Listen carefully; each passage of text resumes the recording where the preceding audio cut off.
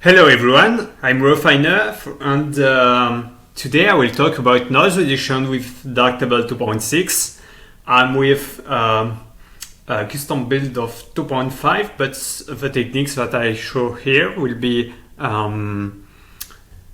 feasible with Darktable 2.6, but not feasible with 2.4.4. So if you are in 2.4.4, please upgrade to 2.6 to use these techniques. I've made some different pictures for the purpose of these tutorials with different ISO value, and we will start with the first one. In this tutorial, I will start with fast and easy denoising, and we will increase the difficulty time by time and see how we can handle really noisy pictures with Darktable. So first, you have to zoom at 100%, because when you are at a zoom like this, Darktable is making some approximation to give you a preview of the result, and sometimes it's not it doesn't look like the real result that you will get after export. So for something which is sensitive like noise reduction, where you have to find the best trade-off possible between smoothing and keeping details, please zooming at 100%, you will see exactly what you will get at the output. So let's start with denoise profile. Sorry, I clicked on the wrong module. Let's start with denoise profile. We can see here that we have some chrominance noise. We can remove that quite easily with some preset that appeared in Darktable 2.6. There's a preset chroma, which is intended to remove chrominance noise. So let's use it. See, the chrominance noise has disappeared and luminance noise remains. We can use the second preset, Luma. I can directly open a second instance using the middle click of the mouse. So here it is, and you see that the noise is basically gone. It is a bit over smoothed for this image, and I show you that you can get something better if you disable the highlight reconstruction. Okay, so see, we've got more texture here. It's better. So why disabling a highlight reconstruction gives better results? It's a bit of a bug, and there are some discussion about it on developers mailing lists currently. It's related to the white balance, because as you can see, the different channels of the image are not amplified the same way. The blue channel is much more amplified than the green and the red. So basically, it's like for the blue, we have taken a photograph at ISO more than 12,000, whereas for green and red, we are more like 6,400. So basically, the blue channel, it's perfectly normal that it's more noisy than the green and the red one. And with a highlight reconstruction activated, the denoise profile doesn't take into account the difference between this value. It only takes into account the bigger value, so 2.8, into the transform that is performing with the profile. But if it's disabled, it takes into account the difference between the values. So basically, it will make less noise reduction on the red and green channels than on the blue one. So basically, this is an abnormal behavior, but it's like this currently. So if you want something generic disable highlight reconstruction, and you can still enable color reconstruction, which is later in the pipeline, to handle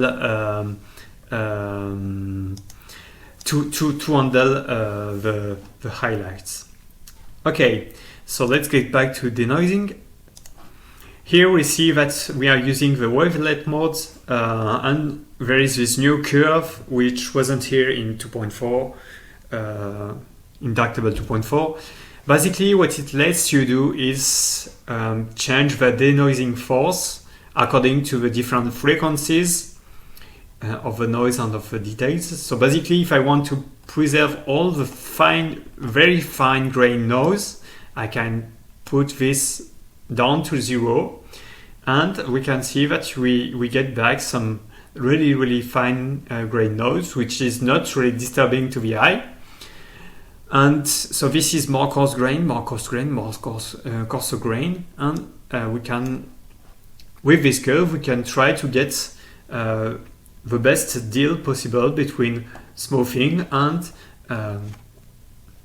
the details. Basically, we are using wavelets also for lightness, for luminance noise. There is the other option is the non-local means. The thing is, wavelet is a bit more consistent in its behavior when we are going into images which have stronger noise. So that's why wavelets are used here, and they are more easily, you can customize tune the outputs more easily with these curves. So we are in the curve O, which we change the result for all channels, and there are curves for red, green, and blue. We'll talk about this later. With them, you can tune the results channel by channel. Okay, so basically, we have some correct results here. We can use the equalizer to boost a little bit the local contrast if we want to get back the local contrast. And this method works for quite a big range of images, from really not very noisy to images which are a lot more noisy. If you want to get back some details or structure, if you want to have a final result, you can always lower the opacity. It's something which works very well. Okay, so done with the first pictures. Let's increase the difficulty. I will skip this one because using the same method you can get a nice result too. Let's try exactly the same thing with this one. Okay, so chroma on the first one, luma on the second one. See how quick it is to use these presets. I will lower this. Here it gives a better result, I think. Tune a little bit the curve. Increase the chrominance noise reduction even a little bit more, and lower a bit the opacity. Okay, so basically I've got a decent result here. I've got a result that is quite nice. I could take more time to get a better result, but it's already quite nice. There's still some small difference between chrominance here that you may see. We can use the equalizer for that, and as this is coarse grain, I will push this up, and here it's much better. Okay, so basically when the chrominance noise is not enough reduced, you can use the equalizer for that. This is the takeout. And this is even more noisy, but I will go one step further. So this is a picture You can see the ISO here. And in addition to that, it was underexposed of one stop. And we are going to see more advanced techniques on these pictures, and then I will talk about some little tips that you can use. So here I'm going to show you the different channels. You can use the channel mixer for that in destination gray. If you put the value 1 for red, you are seeing the red channel. And okay, let's see the green one, and let's see the blue one. I will take a snapshot of the blue one because it's the one which is the more which has more noise.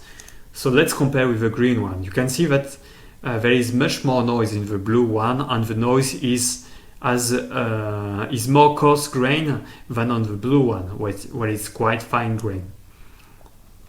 See the difference? So basically, what you can do is denoise channel by channel with either the noise profile in wavelets. So we using the different curves here.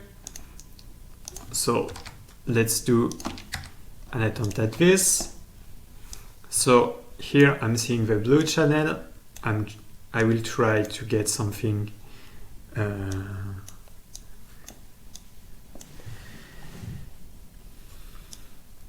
something which is an okay trade-off.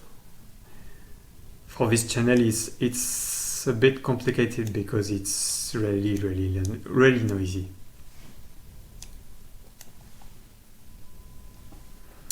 Alright, I've got something like this.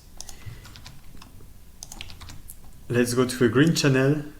This force is really too much for the green one. So I will start by lowering everything.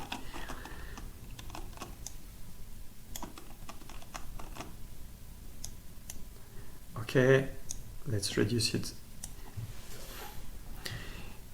a bit less here.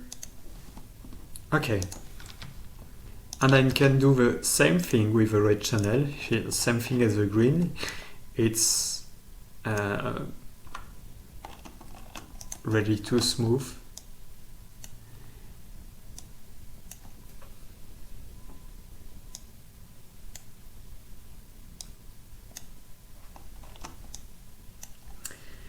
So we can try. I won't take too much time for this. You've got the idea. We try to get the best for each channel. Then you can see that there is quite a lot of chrominance noise, and you can use a second instance. Sorry, with color blending mode to get rid of the color noise, or you can use the equalizer as well. Okay, so let's get rid of color noise. Here you can see that the equalizer is not enough, even pushed at the top. What you can do is try to make the edge dull. Sometimes it works quite well. Or another method, which is quite nice, is to change input color profile to linear rec RGB. So this will make some U shifts, so and lower the saturation. So you may have to try to compensate that. I will not try to fully compensate for this, but here now. But well, you can do such things. Here it's maybe a little bit too much smooth, so you can lower the opacity if you want. Okay, so it's quite nice result, I think. Well, it's okay, at least considering the input image. You can still use several instances if you want. You can use RGB curves in raw denoise too. You can use hot pixel if you have isolated pixels which are too bright. Don't hesitate to lower the threshold and increase the strength. It works quite well.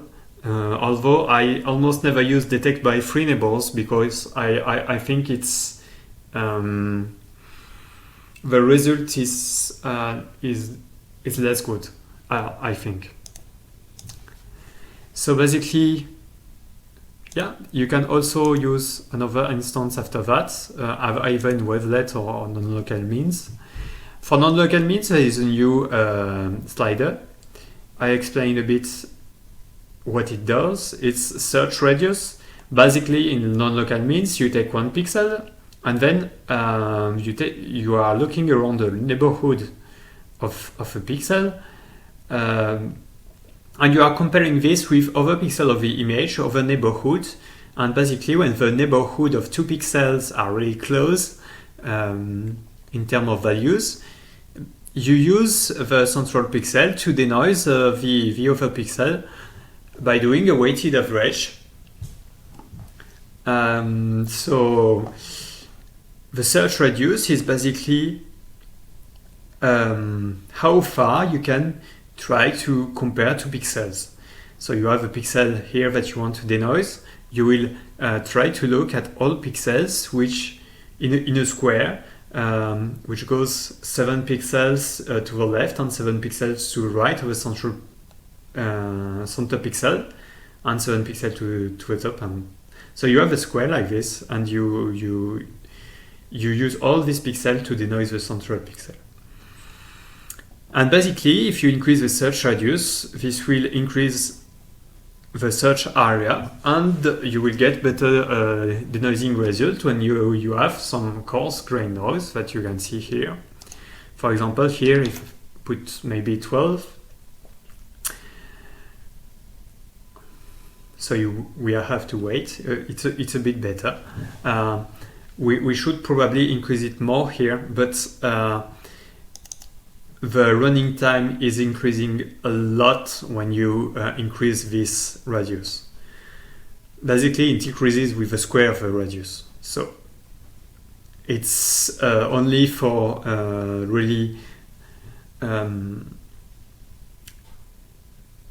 for either emergency use, something like this.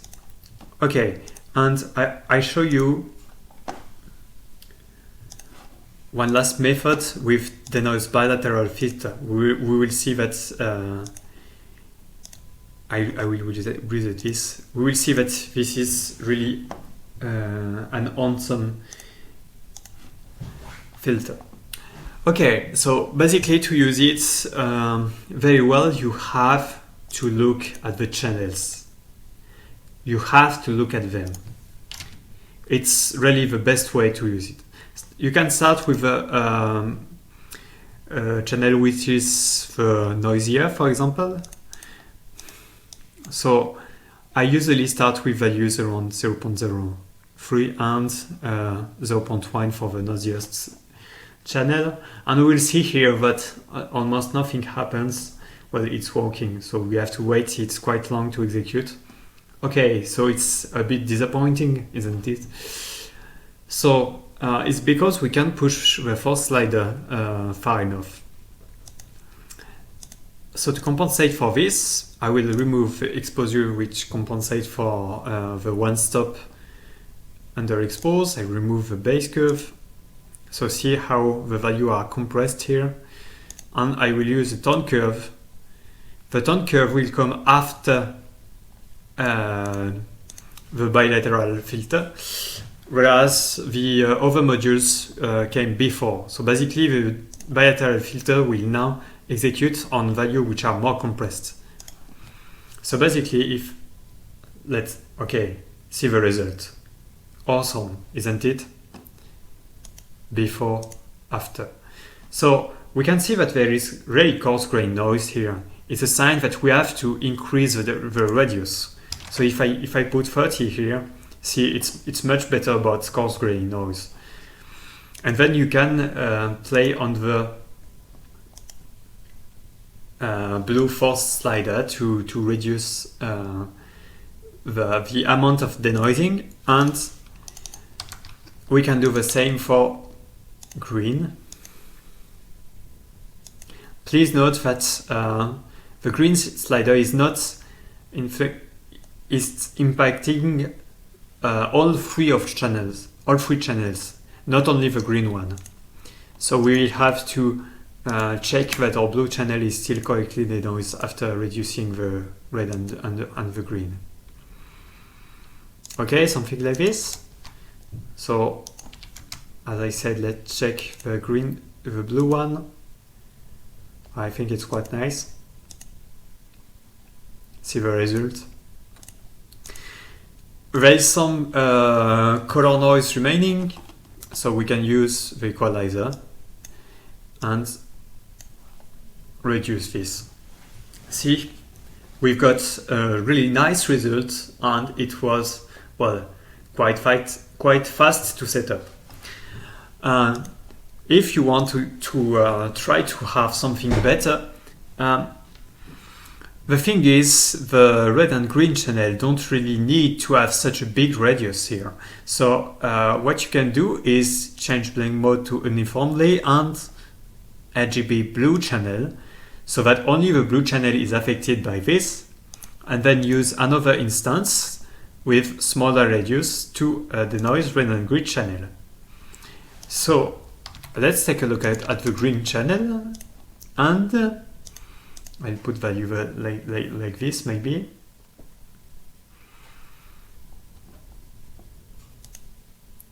And we can try to get the lowest radius possible without too much coarse grain noise. Just to show you, if I go down too much, here at 5, you can see here some blotchy things. It's not nice. Whereas here you regain some texture. So that's why it's nice to lower the radius, but not too much. Okay, so I'm quite happy with the green. Let's see about the red one.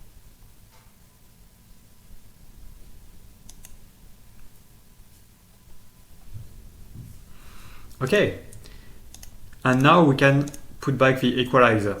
It's really important to use the equalizer, not the denoise profile, to remove chrominance noise, because using denoise profile with to handle chrominance noise will basically melt the three channels together, and you won't be able to get such results with bilateral filter where you can use red and green channels to denoise the blue one.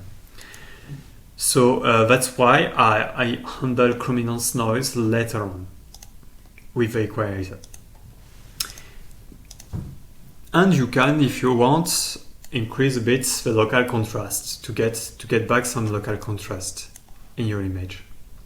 So the bilateral filter are a really good way to denoise high noise image, especially when you have one channel which is much more which has much more noise than the two others. So I have maybe two last tips for you, which I use less. First, in demosaic you can do color smoothing,